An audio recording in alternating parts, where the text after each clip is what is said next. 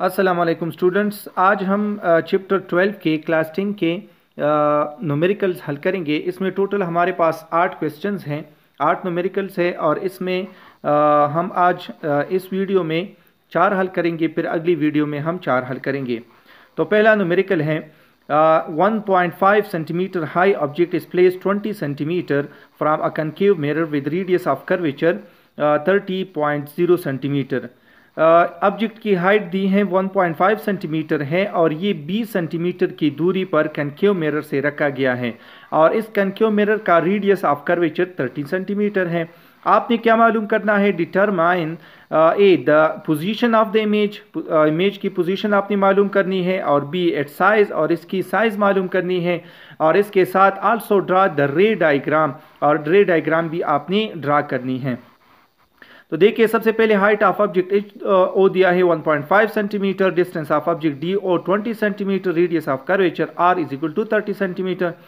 Position of the image हमें चाहिए इस क्वेश्चन से निकालना है, और साइज ऑफ द इमेज और यानी H I height of image हमें चाहिए, और इसके साथ इसमें हमारे पास जो है वो रे डायग्राम हम ड्रा करेंगे। तो सबसे पहले सॉल्यूशन में वो मिरर फार्मूला हम यूज़ करेंगे, और मिरर फार्मूला आपको पता है 1/f is equal to 1/do plus 1/di। इसको अगर आप मॉडिफाई करते हैं तो di हमारे पास इसके बराबर होती है। फर्स्ट हम फाइंड करेंगे फोकल लेंथ। यहाँ पे हमने फोकल लेंथ इसमें डालना है, तो इसमें हम पहले फाइंड करेंगे फोकल लेंथ को, यानी ये एफ हमारे पास डी आई तो वैसे भी मालूम करनी है, एफ हमारे पास नहीं गिवन है, तो ये रेडियस ऑफ कर्वेचर से निकालेंगे। रेडियस ऑफ कर्वेचर को अगर आप 2 के ऊपर डिवाइड करते हैं तो फोकल लेंथ आपके पास आता है, और इस केस में हमारे पास 15 सेंटीमीटर है। अभी इसी वैल्यू को हम इस मॉडिफाइड इक्वेशन, मिरर इक्वेशन में पुट कर लेते हैं, तो ये हमारे पास 15 multiplied by 20 divided by 20 minus 15, इसके ऊपर ये जो मल्टीप्लाई होगा तो हमारे पास जो क्वेश्चन जो नंबर आएगा उसको हम डिवाइड करेंगे 5 के ऊपर। ये हमारे पास 300 आता है, और इसको 5 के ऊपर डिवाइड करेंगे तो 60 सेंटीमीटर हमारे पास इसकी डिस्टेंस ऑफ इमेज आती है। दूसरा हम मालूम करेंगे इसी फार्मूले को, मैग्निफिकेशन के फार्मूले को यूज करेंगे, height divided by height of image divided by height of object, और आपको पता है कि magnification distance of image divided by distance of object, इसको डिवाइड करने से भी हमारे पास आता है। तो इन दोनों को कंपेयर कर ले तो इससे हम क्या मालूम करेंगे? हाइट ऑफ इमेज मालूम करेंगे, यानी हाइट ऑफ इमेज हमने मालूम करनी है, ये एच ओ को इधर मल्टीप्लाई कर ले तो इस तरह बन जाएगा। अब इसमें वैल्यू पुट कर ले, तो वैल्यू पुट करने से हमारे पास क्या आता है? 60 डिवाइडेड बाय 20 मल्टीप्लाइड बाय 1.5। 60 को 1.5 के साथ डिवाइड कर मल्टीप्लाई कर ले तो 90 आता है, और 20 के ऊपर डिवाइड करें तो ये हमारे पास 4.5 सेंटीमीटर आएगा। इसके बाद इसका रे डायग्राम है, तो रे डायग्राम कुछ इस तरह बनेगा।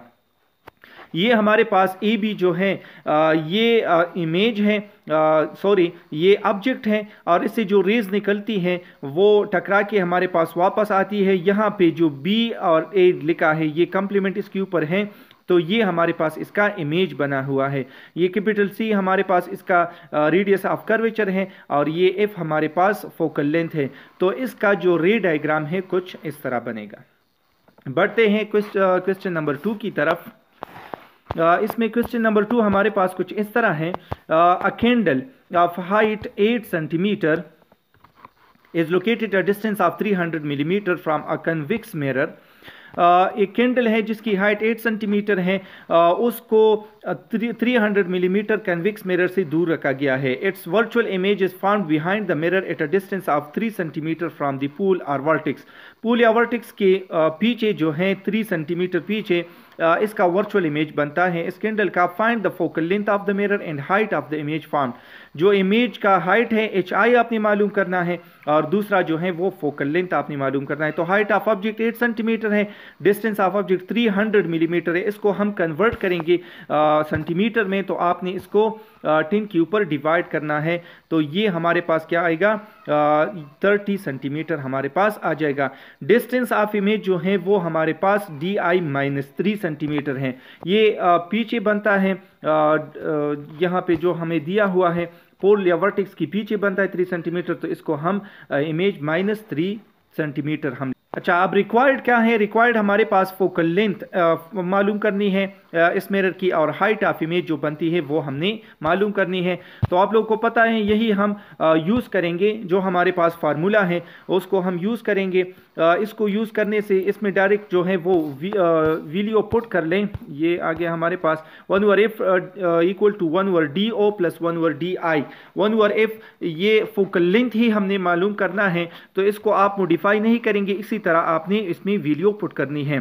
तो 1/30 प्लस 1/-3, ये -3 से जो हमारे पास ये प्लस और माइनस मल्टीप्लाई होकर माइनस बन जाएगा, और माइनस बनने के बाद इसकी हमने एलसीएम लेनी है 30, और ये 1 - 10 बन जाएगा। तो ये हमारे पास ये सिंपल है, आप लोग कर सकते हैं। ऊपर हमारे पास -9 और नीचे हमारे पास जो है 30 आएगा। और अब हमने फोकल लेंथ मालूम करना है, 1 फोकल लेंथ नहीं मालूम करनी, तो दोनों तरफ आपने इसको उल्टा करना है। तो 30 डिवाइडेड बाय 9, तो इससे हमारे पास फोकल लेंथ जो है वो -3.33 सेंटीमीटर आता है। और ये माइनस जो नेगेटिव साइन है ये कन्विक्स मिरर की वजह से है, यानी कन्विक्स मिरर का जो फोकल लेंथ है वो हमारे पास नेगेटिव में आता है। इसके बाद हम दूसरा मालूम करेंगे height of image. Height of image के लिए वही जो पिछले क्वेश्चन में हमने मालूम किया है, आपको पता है magnification distance of image divided by distance of height करते हैं, और इमेज जो है magnification height of image divided by height of object करते हैं। इस दोनों को कंपेयर कर लेते हैं, तो हाइट ऑफ इमेज का फार्मूला कुछ इस तरह बनता है, ये डायरेक्ट भी आप यूज़ कर सकते हैं। तो ये फार्मूला जो है वो हम यूज़ करते हैं। तो इसमें अब वैल्यू पुट कर ले, वैल्यू पुट करने से डिस्टेंस ऑफ इमेज जो है वो -3 है, डिस्टेंस ऑफ ऑब्जेक्ट 30 है, और ये हाइट ऑफ इमेज जो है वो गिवन है वो 8 है। तो 3 को 8 के साथ मल्टीप्लाई करने से 24, और 30 के ऊपर डिवाइड करेंगे तो हाइट ऑफ इमेज हमारे पास -0.8 सेंटीमीटर आती है। इसके बाद क्वेश्चन नंबर 3 है न्यूमेरिकल नंबर 3। न्यूमेरिकल नंबर 3 कुछ इस से हटके हैं। Calculate the speed of light in zircon with index of reflection n is equal to 1.923। Zircon एक मटेरियल है जो ज्वेलरी में रिप्लिकेट डायमंड बनाने के लिए यूज़ होता है। इसका हमारे पास रिफ्रैक्टिव इंडेक्स n दिया हुआ है। ये कहता है कि इसमें आपने लाइट की स्पीड मालूम करनी है। तो आपको पता है इसके लिए जो हमारे पास speed in light of light in vacuum air में हम 3 × 10⁸ मीटर पर सेकंड लेते हैं। रिफ्रैक्टिव इंडेक्स जो है यहाँ पे इन्होंने खुद दिया हुआ है 1.923। रिक्वायर्ड क्या है कि इस ज़िरकॉन में हमारे पास स्पीड क्या है, तो आपको पता है इसके लिए हम क्या यूज़ करते हैं। इसके लिए हम ये फार्मूला यूज़ करते हैं n is equal to c divided by v, यानी speed of light in vacuum divided by that material, speed of light in that material. तो यही स्पीड हमने मालूम करनी है। तो ये n और इसकी ये जगह चेंज हो जाएगी, तो हमारे पास फार्मूला कुछ इस तरह बनेगा v is equal to c by n। इसमें वैल्यू पुट कर ले, c हमारे पास 3 × 10⁸ है, और 1.92 जो है इनकी वैल्यू रिफ्रैक्टिव इंडेक्स है। ये 3 को आपने 1.9 के ऊपर डिवाइड करना है ये पहले, और 10⁸ को इसे ही छोड़ दें, तो इससे हमारे पास 1.56 वैल्यू आती है, मल्टीप्लाई 10⁸ इसके साथ लगा ले। तो स्पीड ऑफ लाइट ज़िरकॉन में जो है हमारे पास 1.56 मल्टीप्लाई 10⁸ मीटर पर सेकेंड है। क्वेश्चन नंबर 4 कुछ इस तरह है। A light ray strikes in air or water surface at an angle of 46 degree with respect to the normal। Normal के साथ एयर लाइट जो है लाइट रे स्ट्राइक करती है एयर वाटर को 46 डिग्री के साथ। The refractive index of water is 1.33। Refractive index जो है वो हमारे पास वाटर की 1.33 है। आपने क्या मालूम करना है, find the angle of reflection when the direction of ray is. आपने एंगल ऑफ रिफ्लेक्शन मालूम करनी है जब रे की direction from air to water हो, हवा से पानी में दाखिल होता है, दूसरा फ्रॉम वाटर टू एयर, और जब पानी से हवा में दाखिल होती है। तो एंगल ऑफ इंसिडेंस इन्होंने दी है, थीटा आई से लिखते हैं, वो 46 डिग्री है। रिफ्रैक्टिव इंडेक्स ऑफ एयर जो है वो 1 है, और रिफ्रैक्टिव इंडेक्स ऑफ वाटर जो है वो 1.33 है। ये आपने याद करना है। रिफ्रैक्टिव इंडेक्स ऑफ एयर जो है वो 1 हम लेते हैं क्योंकि c/c होता है, थोड़ा सा फ़र्क है, लेकिन आसानी के लिए हम यही रिफ्रैक्टिव इंडेक्स लेते हैं। स्पीड ऑफ लाइट को स्पीड ऑफ लाइट के ऊपर डिवाइड करते हैं, तो इससे हमारे पास 1 वैल्यू आती है। अब हमने फाइंड क्या करना है, angle of reflection from air to water, theta R मालूम करनी है जब ये लाइट एयर से वाटर में दाखिल होती हो, एंगल ऑफ रिफ्लेक्शन जब वाटर से एयर में दाखिल होती हो, दोनों केस में। तो स्नेल्स लॉ हम इसके लिए यूज करते हैं, आपको पता है n1 divided by n2 is equal to sine theta 2 divided by sine theta 1। इसके लिए हम यूज़ करते हैं साइन थीटा 1, इस तरह भी हम लिखते हैं sine theta 1 n1 sine theta 1 is equal to sine into sine theta 2, तो इसको हम इस तरह भी लिख सकते हैं। अच्छा, हम पहले इसके लिए यूज़ करते हैं फ्रॉम एयर टू वाटर, जब हम कहते हैं तो n1 हमारे पास एयर होगा, n2 हमारे पास वाटर होगा, थीटा 1 इंसिडेंस होगा और थीटा 2 जो है वो रिफ्रैक्शन का होगा। तो इसके लिए हम इस तरह ये बन जाएगा N air divided by N W is equal to sine theta R divided by sine theta I, यानी angle of incidence and angle of refraction. Cross multiplication से ये जो हमारे पास है, क्रॉस मल्टीप्लिकेशन के बाद इस तरह बन जाएगा, तो ये हमारे पास इस तरह बनेगा। तो एंगल ऑफ रिफ्लेक्शन हमने मालूम करनी है, इसको आप यहीं पर छोड़ दे और साइन थीटा भी इधर आके डिवाइड हो जाएगा, फिर इसको हम इनवर्स में लिखते हैं। अब इसमें वैल्यू पुट कर लें, इन एयर जो है वो 1 है, यानी एंगल रिफ्रैक्टिव इंडेक्स जो है वो हमारे पास 1 है, साइन थीटा 46 ले और रिफ्रैक्टिव इंडेक्स वाटर का 1.33 है। ऊपर आपने पहले साइन 46 मालूम करनी है, तो ये हमारे पास 0.72 आता है, 1 के साथ मल्टीप्लाई कर यही आता है 1.33 के ऊपर आपने डिवाइड करना है। वो वैल्यू हमारे पास साइन इनवर्स 0.54 है और ये हमारे पास साइन इनवर्स निकालने के बाद 32.68 आता है, जो कि राउंड ऑफ करने के बाद 33 बनती है। यानी ये रेज जब एयर से वाटर में दाखिल होती हैं तो ये एंगल ऑफ रिफ्लेक्शन जो है वो हमारे पास 33 बनाती हैं।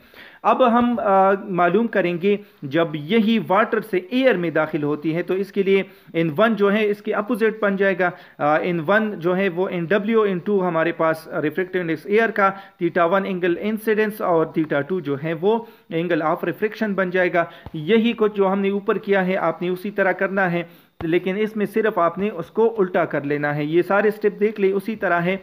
थीटा आर जो है sine inverse N W multiply sine theta I divided by N air, refractive index N air. Value put कर ले तो साइन 46 का वही 0.72, वहां पे हमने 1 जो है वो ऊपर लिखा था 1.33, यहां पे ये उल्टा हो गया क्योंकि रे की डायरेक्शन उल्टी हो गई। तो ये हमारे पास कुछ इस तरह है, इसको मल्टीप्लाई करने से 0.96 आता है, 1 के ऊपर डिवाइड करने से यही वैल्यू आती है, और अगर आप साइन इनवर्स इसके निकालते हैं तो 73.73 आता है। इसको राउंड ऑफ कर ले तो हमारे पास राउंड अबाउट 74 बनती है। जब हमारे पास वाटर से एयर में दाखिल होती हो तो हमारे पास जो है वो वैल्यू आती है 74। होप आप लोग को समझ आया होगा। प्लीज़ इस वीडियो को लाइक कर ले, ज़्यादा से ज़्यादा शेयर कर ले। अगली वीडियो में हम इनके और 4 न्यूमेरिकल हल कर लेंगे। Thank you, वस्सलाम।